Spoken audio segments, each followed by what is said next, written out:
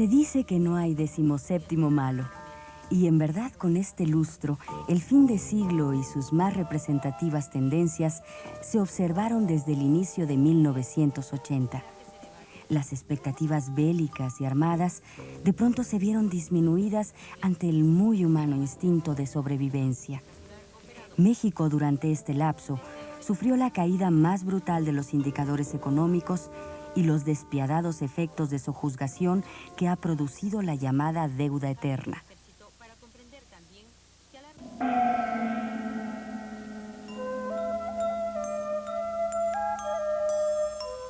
El mundo vio crecer, a veces incrédulo, a los países de la cuenca del Pacífico, mejor conocidos como los 4 dragones del Oriente.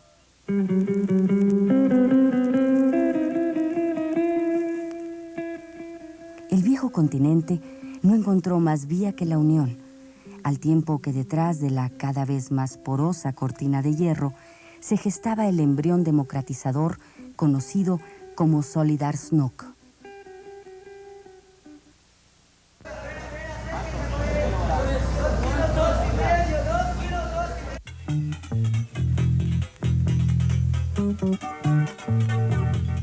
El valle de Anáhuac, al borde de la extinción, se convirtió en receptáculo del 20% del total de la población nacional, y sus gobernantes y habitantes se dieron cuenta muy cruentamente de los peligros del monstruosismo, gigantismo, centralismo. La provincia, cansada de ser tratada como tal, dejó de ser mudo testigo y comenzó a generar presión política, económica y cultural. El poder central descubrió las fronteras y las convirtió en objeto de estudio y presupuesto en el readecuado aparato estatal. Gengis Khan y Ramón Aguirre observaron impasibles cómo hasta el más minúsculo de los changarros lucía feroz enrejado por la inseguridad reinante en la democrática crisis. No en vano eran los negros días del general negro. En la Ciudad de México, los barrios condenados a morir atestiguaron cómo nuevas pandillas, con más apariencia de hordas que de otra cosa, surgían de los hacinamientos periféricos para inundar el pavimento y la otra realidad pretendidamente cosmopolita. Ya estás cansado de ir a la escuela y tienes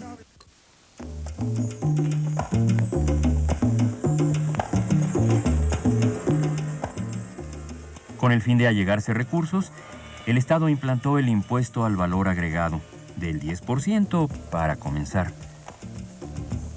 Estados Unidos y la Unión de Repúblicas Soviéticas Socialistas libraron en Afganistán uno de los últimos episodios de la poco fría Guerra Fría.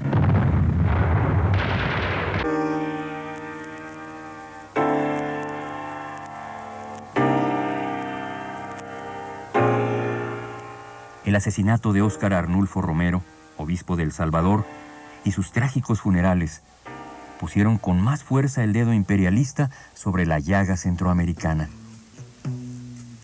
Josip Broz Tito, el hombre fuerte de la ahora extinta Yugoslavia y los no alineados, murió.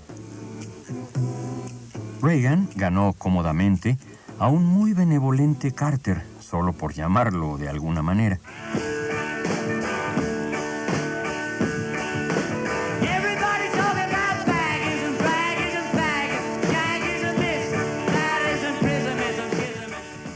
La intolerancia se viste de ante azul, y un fanático agente de mente termina con un proyecto estético, estridente y político. John Lennon fue ejecutado a tiros junto a Yoko, la tormentosa musa y compañera.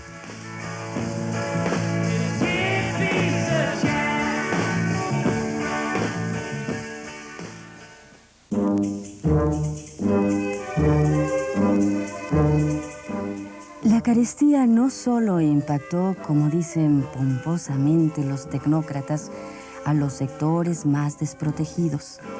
De hecho, toda la población se sintió bolseada a pesar de los caninos esfuerzos gubernamentales por defender la maltrecha economía nacional. Durazo, por ejemplo, inmerso en su fastuosidad, cobijaba a los jaguares y otros especímenes. En esta época, y solo para no variar, los trabajadores solo supieron de la disminución constante de su poder de compra mientras observaban impávidos cómo los comerciantes, los funcionarios y otros out of the law amasaban grandes fortunas.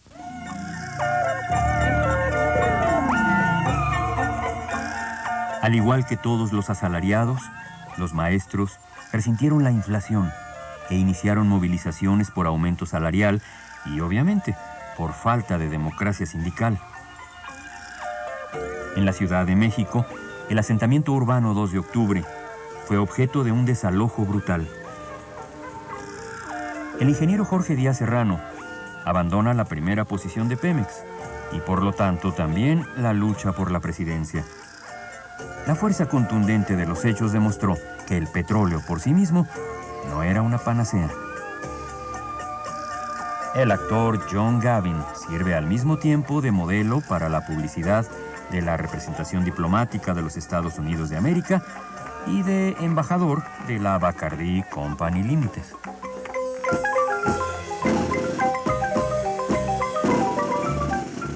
La barbarie y el genocidio en Guatemala empujan a los primeros 500 refugiados que durante décadas se asentarían en la frontera del sureste. El presidente mexicano empeña algo más que su palabra, con las funestas consecuencias por todos conocidas. El general Torrijos muere trágicamente en Panamá. La izquierda mexicana avanzó en los caminos de la unificación con la fundación del Partido Socialista Unificado de México.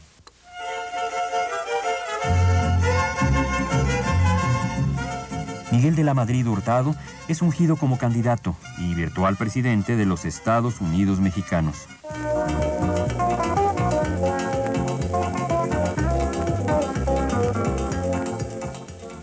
Belice obtiene, después de un largo proceso, la relativa independencia del Reino Unido.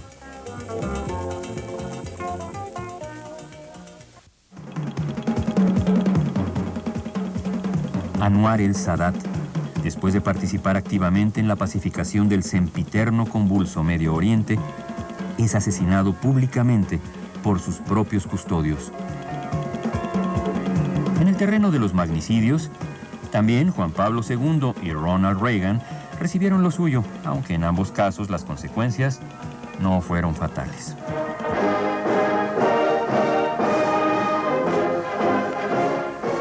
En Francia, comienza la era de François Mitterrand, o lo que él definió como el socialismo posibilista.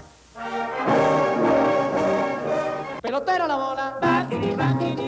Fernando Valenzuela, oriundo de Choaquila, Sonora, comenzó arrolladoramente su carrera en las grandes ligas de béisbol. La bola, la bolita, la bolita y la bola.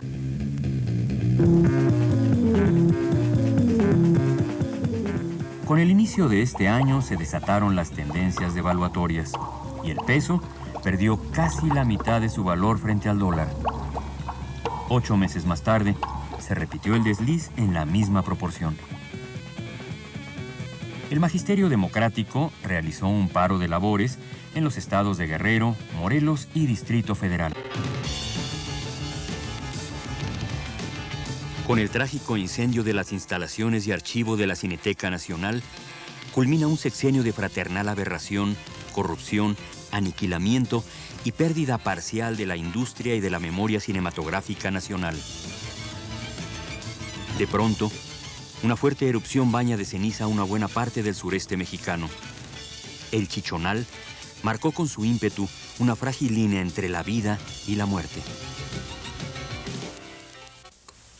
La economía mexicana hizo agua y un errático José López Portillo decretó la nacionalización de la banca al son de... Es ahora o nunca, ya nos saquearon, México no se ha acabado, no nos volverán a saquear.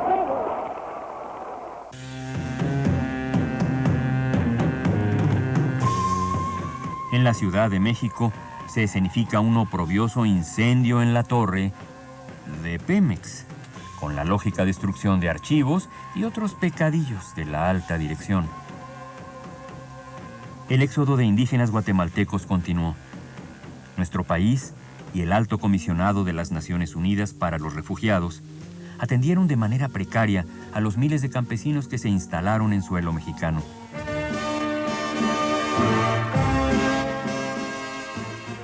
Felipe González triunfa en los comicios españoles e inicia una era donde el fulgor se mezcla con lo tortuoso.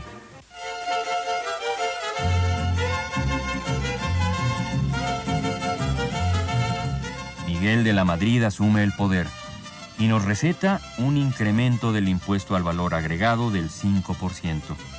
El peso vuelve a caer y pierde 2/3 partes de su anterior valor. Así es, Colima, sí, señor.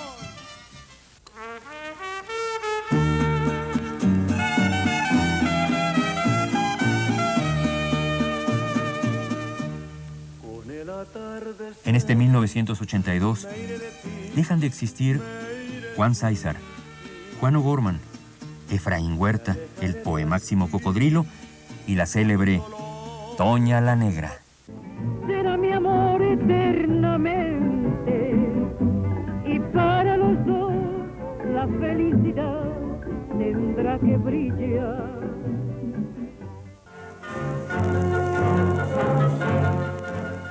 México recibió a través de Alfonso García Robles el Premio Nobel de la Paz. Úrsula, Aureliano y Amanda, entre muchos macondianos más, se vistieron de gala para acompañar a Gabriel García a recibir su premio en Oslo, Noruega.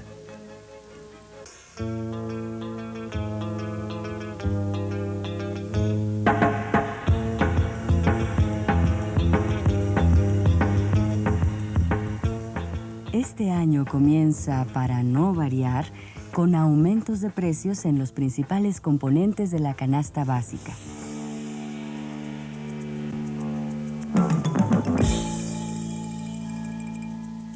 Fue lanzado al mercado el disco compacto, que revolucionaría el almacenamiento y reproducción de música e información.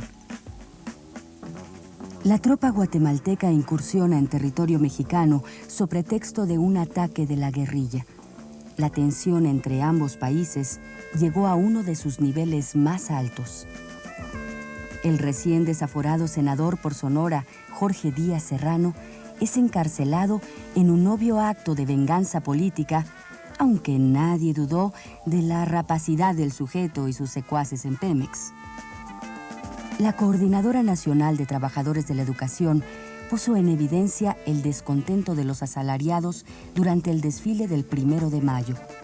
Los charros del sindicato violentaron la situación y se generó una sacapela de regulares dimensiones.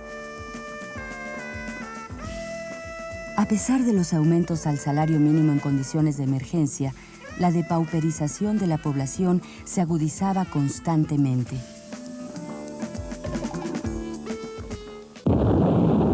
Una tragedia ensombrece la final del Campeonato Mundial de Fútbol Juvenil. El gas de un globo, al explotar, lesionó a varias personas. La televisión ignoró por completo el hecho.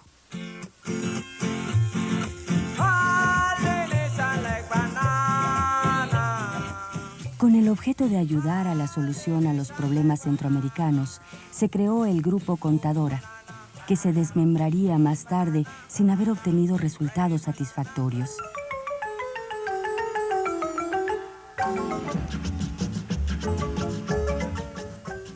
En el istmo de Tehuantepec, los caciques y la cerrazón casi medieval del priismo fueron motivos para la creación de una fuerza política regional sin precedentes, la Coalición Obrero-Campesina Estudiantil del Istmo, COSEI.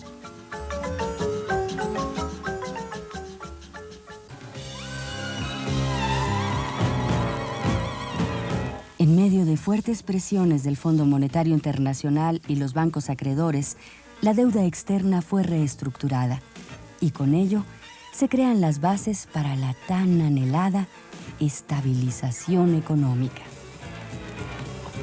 El peso comenzó su deslizamiento constante, política cambiaria que se mantendría vigente por más de 10 años. El Fondo de Cultura Económica cumplió 50 años de proporcionar al pueblo lector la canasta básica en materia literaria y de información económica, por supuesto. Estados Unidos utiliza la fuerza militar para acabar con el gobierno popular de Granada. La Universidad Nacional Autónoma de México y Televisa firmaron un convenio que dio origen al Canal 9 Cultural. El Premio Nobel de la Paz es concedido al líder polaco de Solidaridad, Lech Walesa. En la Ciudad de México, después de varios años de ayuno musical, se celebró el primer festival de jazz y blues con excelentes resultados.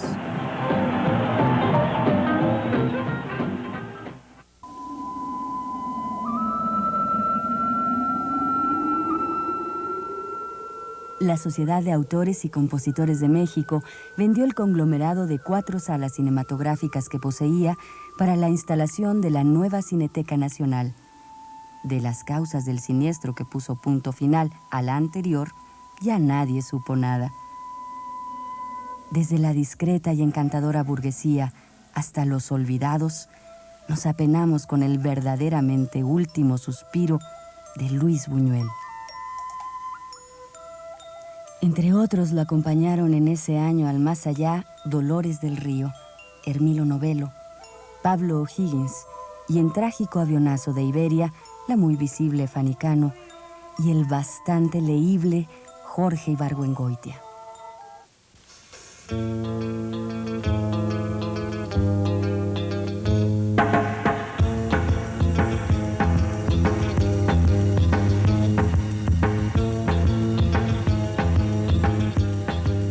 El último año de este lustro resultó muy agitado y lleno de crisis.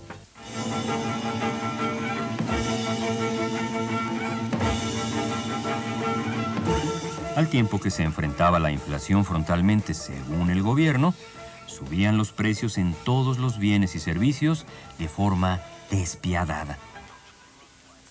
La gasolina subió a 40 pesos y, lógicamente, las quesadillas de flor de calabaza también.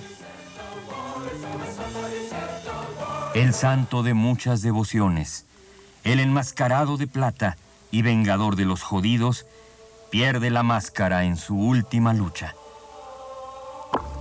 En marzo de este año se puso en circulación la última moneda con valor de un viejo peso.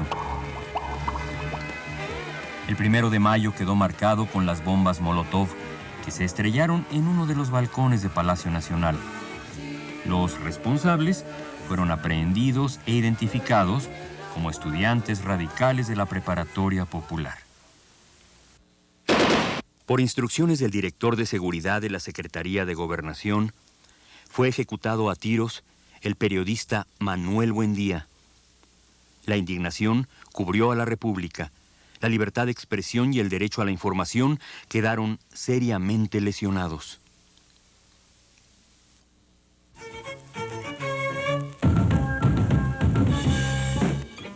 Los bancos acreedores comienzan a hostigar a un asfixiado México con la elevación de las tasas de interés.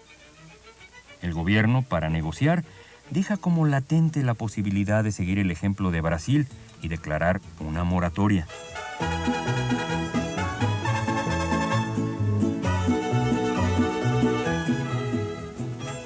El otrora casi héroe, el negro de Cumpa, Sonora, Arturo Durazo, es aprehendido en Puerto Rico y trasladado a prisión a la Ciudad de México. La publicidad que recibieron él y sus bienes causaron estupor e indignación, no solamente en el país.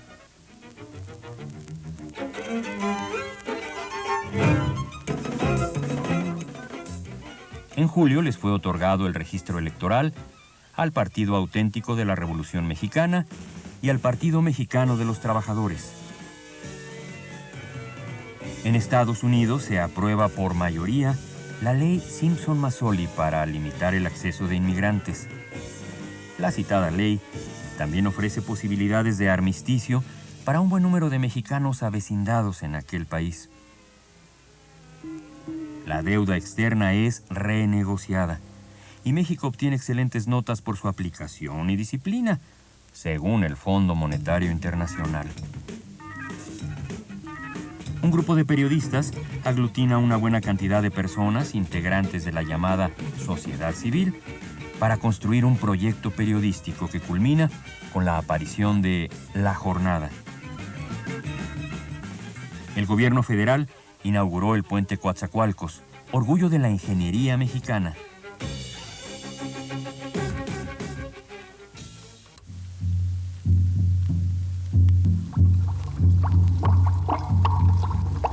La moneda mexicana vuelve a caer frente al dólar. Queda en 200 por uno. La inflación trae monedas de 50 y 100 pesos.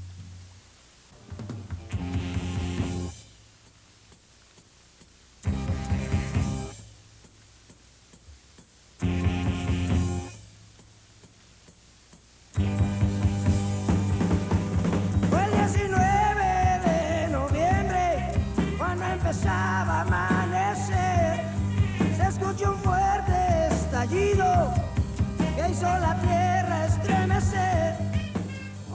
El 19 de noviembre se agrega un eslabón a la larga serie de infamias que ha producido la falta de previsión y precaución de quienes manejan y transportan los hidrocarburos.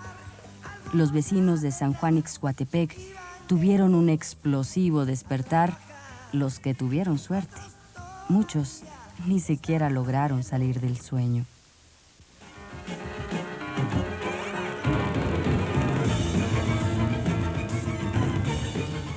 Jorge Carpizo MacGregor inició su periodo de 4 años al frente de la rectoría de la Universidad Nacional Autónoma de México.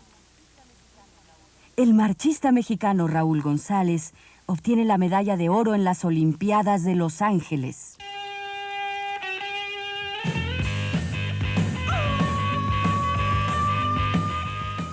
El rock mexicano comienza a salir de los hoyos funkis. El grupo Botellita de Jerez graba su primer disco con una propuesta completamente nacionalista y recuperadora de la tradición musical mexicana.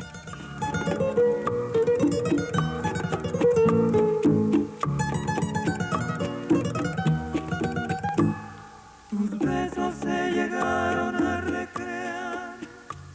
Julio Cortázar deja el mundo de la maga y los vivos. Y los besos de aquella mítica y legendaria musa dejaron de llegarse a recrear en la boca del compositor Claudio Estrada.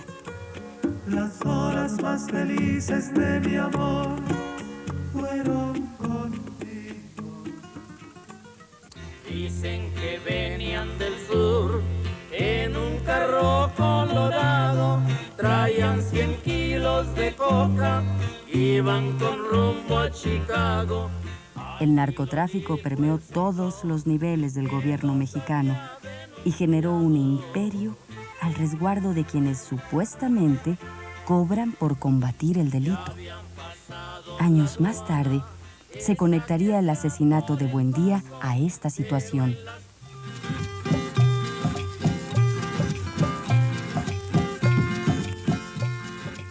El continente americano vivió en Nicaragua el máximo avance dentro de la cada vez más dudosa autodeterminación sostenida por el exbloque socialista. Estados Unidos inició en este periodo la era reaganiana, caracterizada por la intolerancia y la incapacidad de ceder el más mínimo ápice.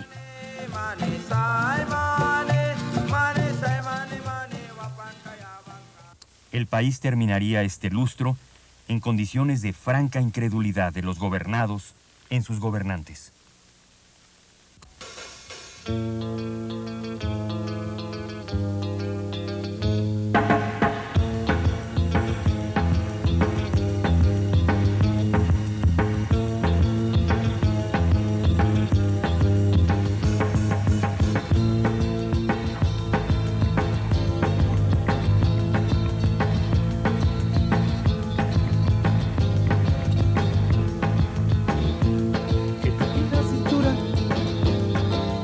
Con un pincel azul